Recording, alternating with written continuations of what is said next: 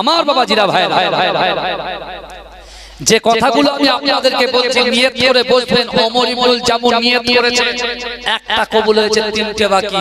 কিন্তু রাসূল যখন বললেন নিয়ে যাব না, তিনি একবারও বেজার হয়েছে? এর কথা বলেন বাবাজি, এটাই তো আলোচনা, পয়েন্ট নিয়ে আলোচনা হচ্ছে তো, তাহলে এটাই হচ্ছে আলোচনা। আমি যদি বলে তোকে নিয়ে যাব না, যা, তুমি বলে তোমার মতো পীরের আওলাদ আমার দরকার নেই, হাঁটো এখান থেকে, বলে ডাক করে ফড়কে চলে যায়। এরকম আছে না? মাথা গরম আছে না? হ্যাঁ, বলে হুজুর এতদিন তো আমি আপনার সাথে থাকি, তা কই আপনার তো কোনো ভালো গুণ দেখি।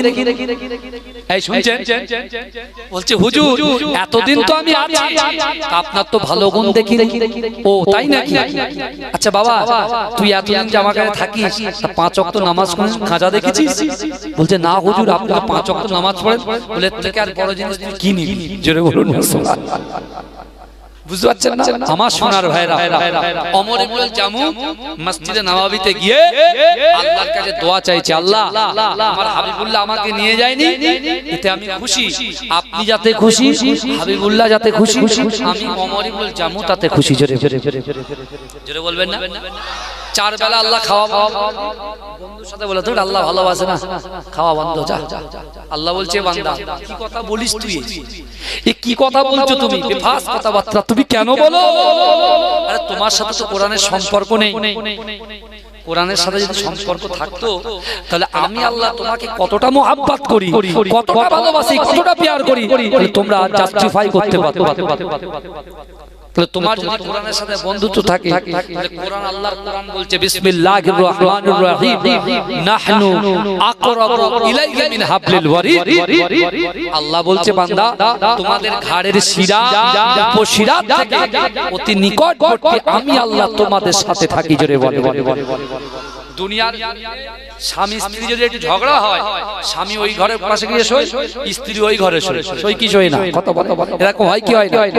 বাপের উপরে রাগ করে ছেলে বাপ বেটা একসাথে থাকে, বাপ বেটা একসাথে থাকে, বাপকে একটা বড় ফদ্দ ধরে দিয়েছে, আমাকে এই আনতে হবে, ওই আনতে হবে, সে আনতে হবে, মাত্র একটা জিনিস আনতে পারেনি বাপ। ছেলে বাপের কাছে না শুয়ে অন্য ঘরে শুচ্ছে, আছে না নাই? কিন্তু ওমর ইবনুল জামু থেকে শিক্ষা নাও। আল্লাহর কোরআন বলছে ফালা তাকুল্লাহুমা উফি ওয়ালা তানহারহুমা ওয়া কুল্লাহুমা কাওলান কারীমা। আল্লাহ বলছে বান্দা তোমাদের আচার, তোমাদের আচরণে, তোমাদের ব্যবহারে তোমাদের পিতা মাতা যেন উফ শব্দ না। এই যুবক বুঝতে পারছেন? মা বলছে কুচি রাত করে বাড়ি আসিস, তুমি ঘুমাও না, বেরিয়ে পড়ো এখান থেকে, মা বাড়ি চলে যাও, তোমার মতো মা দরকার নেই। জোরে বলুন নাউজুবিল্লাহ। এখন এসআইআর হচ্ছে, আমাদের মন থেকে ফর্মে রয়েছে, এই ফর্মে কি হবে? এরকম ফর্মের ভিতরে আমাদের মন আছে, আমাদের কি আর এখানে মন আছে? হ্যাঁ, এই শুধু একবার এই ছেলের কাছে ঘুরছে, ভাই তোর আল্লাহর কি ফর্মটা ফিল আপ করে দে। যে জিন্দেগিতে তার গ্রামে যোগ্য সংসারটাকে গুরুত্ব দেয়নি, একদিন বলেনি এক কাপ চা করে খাওয়া। চায়ের দোকানে গেছে, শুনছেন? চায়ের দোকানে গেছে, চায়ের দোকানে শিক্ষিত ছেলেটা সাইডে দাঁড়িয়ে আছে, তুমি অন্যদেরকে চা খাওয়াচ্ছ, তাকে একবারও বলোনি ভাই বাপ্পা ওকে একটা চা। আর এখন এসআইআর এর ফর্ম ফিল আপ করার জন্য শুধু শিক্ষিত ছেলেদের খুঁজছে। আর যারা বাপের টাকায় খেয়ে, বাপের টাকায় বড় হয়ে ডক্টর হয়েছে, ইঞ্জিনিয়ার হয়েছে, ব্যারিস্টার হয়েছে, পাইলট হয়েছে, মাস্টার হয়েছে, ডক্টর হয়েছে, পিএইচডি করে ইউনিভার্সিটির ভিসি হয়েছে, এরকম অনেক ব্যক্তি আছে যারা মা বাপকে বৃদ্ধাশ্রমে পাঠিয়েছে। তাদের স্ত্রী বলে আপনার আপুর এই বয়স হয়ে গেছে, টয়লেট করে ফেলে, সব পরিষ্কার পরিষ্কার আমি করতে পারবো না, তুমি এখান থেকে হটাও, গন্ধ বেরো। স্ত্রীও তো প্রফেসর, 1.5 লক্ষ টাকা মাইনে, 2 লক্ষ টাকা মাইনে। বলছে তবে তাহলে এক কাজ করা যাক, তুমি 50 দিও, আমি 50 দিই, বা তুমি 25 দাও, আমি 25 দিই, দিয়ে আমার মাটারে দেই, বৃদ্ধাশ্রমে পাঠিয়ে দিই। আর এখন মা বাপের নাম খুঁজতে মায়ের কাছে পার হাতে দিয়ে বসে মাত্র কাপড়টা বের করে, কাগজ বের। আল্লাহর মা সাংঘাতিক মা, আল্লাহ সহজে কাউকে ধরে না, ধরলে পরে জোরে বলে। আমি নিজেও কিন্তু আমার ব্লকের বিয়ে হলো, জানেন তো, ফর্ম দিয়েছি খুব কষ্ট করে, বুঝতে পেরেছেন? পায়ে পা দিয়ে বসে আছে, সব পায়ে পা দিয়ে বসে আছে, বুঝতে পারছেন না? বিএলওরা আসবে, বিএলও জোর করে চাপিয়ে দিয়েছে আমাদের মাথায়। বুঝতে পারছেন না? আমাদের মাথায় তো সব চাপিয়ে দিয়ে গেছে। এখন কি করতে হবে? এই যে ফর্মটা বিএলও সাহেবরা নেবে, সেটাকে আবার কি করতে হবে? ডাটা এন্ট্রি করতে হবে এই অ্যাপসের মাধ্যমে। বুঝতে পেরেছেন? তাতে আপনার বাপের নাম যদি ভুল আসে, চুপ করে আওয়াজ হবে নট ফাউন্ড লেখা থাকবে। এবার বিএলও তুমি ছোট স্কুলে মনে হয় 2-5 মাস এখন যাওয়া হবে না, কিছু করার নেই। হেডমাস্টারও বুঝে গেছে যে এখন কিছু করার নেই, কি করবে? ধরবে। এই যা হাত পেতে দিয়েছে, এখন কোথায় যাবো? কার কাছে যাবো?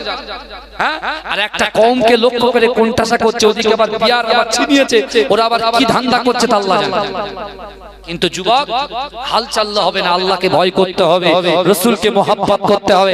নামাজের পার্টিতে জালিম সরকারের বিরুদ্ধে আল্লাহর কাছে আপনার মনের কথাটা বলতে হবে। আল্লাহ বলছেন অহুম লা ইফতানুন, আল্লাহ পরীক্ষা করে যে সত্যিকারের আল্লাহকে ভয় করো, রাসূলকে মহব্বত করো। কারণ হামান, সাদ্দাত, ফিরাউনের মতো আল্লাহ তাদেরকে উৎখাত করে দেবে। জোরে বলো। বুঝতে পেরেছেন? এই মানুষের দাঁড়ে দাঁড়ে গিয়ে কিচ্ছু হবে না, আল্লাহর কাছে মাথা ঠোকে।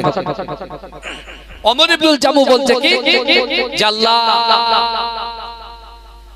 রাসূল এবারটা নিয়ে যায়নি, পরের বার সুযোগ আসবে, কিন্তু আল্লাহ আমার মৃত্যুর আগে যেন আমি কোথায় যাই, মৃত্যুটা যেন আমার হয় কোথায়? যুদ্ধের ময়দানে। জোরে বলুন। বিশ্বনবী রাসূলুল্লাহ বদরের যুদ্ধ বিজয় করে রাসূলুল্লাহ ফিরছেন, ফিরে রাসূলুল্লাহ মসজিদে নববীতে বসেছে। এই শুনছেন? মসজিদে নববীতে যখন বসেছে, ওমর ইবনুল জামু কি পিছন থেকে রাসূলুল্লাহ ঠিক পিঠের পাশে বসে দু হাত তুলে কাঁদতে শুরু। আমার ভাই জানেরা, হে নবী পাকের উম্মতিরা, হে নবী দেবানারা, ওমর ইবনুল জামু অচানক ঝরঝর করে কাঁদে। ওগো রব্বুল আলামিন, আল্লাহ না, আমার 70 বছর বয়স হয়ে গেছে, আমি একজন